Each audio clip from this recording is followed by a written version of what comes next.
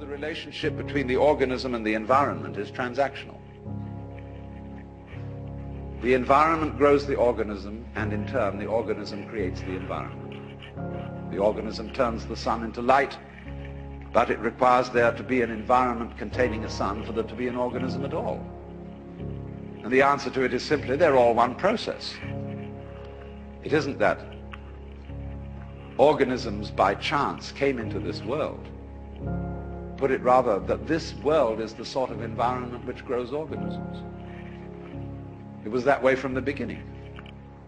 Just in the same way, the organisms made in time have arrived in the scene or out of the scene later than the beginning of the scene. But from the moment it went bang in the beginning, that's the way it started. Organisms like us sitting here, were involved in it. You see, look here, let's take the propagation of an electric current.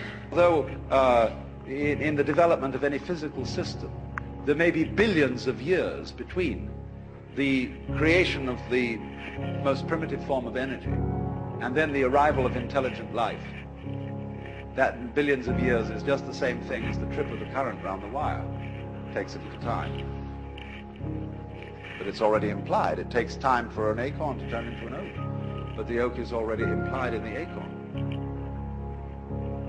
So in any lump of rock floating about in space, there is implicit human intelligence. Sometime, somehow, somewhere. They all go together. So don't differentiate yourself and stand off against this and say, I am a living organism in a world made of a lot of dead junk, rocks and stuff. It all goes together. Those rocks are just as much you as your fingernails. You need rocks. What are you going to stand on? Our common sense has been rigged, you see, so that we feel strangers and aliens in this world. And this is terribly plausible, simply because it's what we're used to. That's the only reason.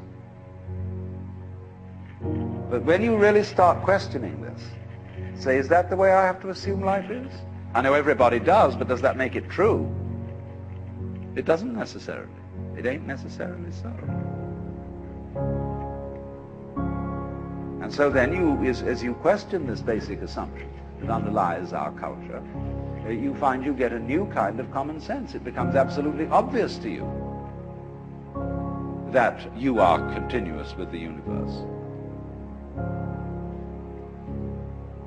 For example, people used to believe that the people who lived in the Antipodes would fall off. And that was scary. But then when somebody sailed around the world, and we all got used to it, and now we travel around in jet planes and everything, we have no problem about feeling that the Earth is globular. None whatever. We got used to it. Well, in a few years, it will be a matter of common sense to very many people that they're one with the universe. It'll be so simple. And then maybe, if that happens, we shall be in a position to handle our technology with more sense.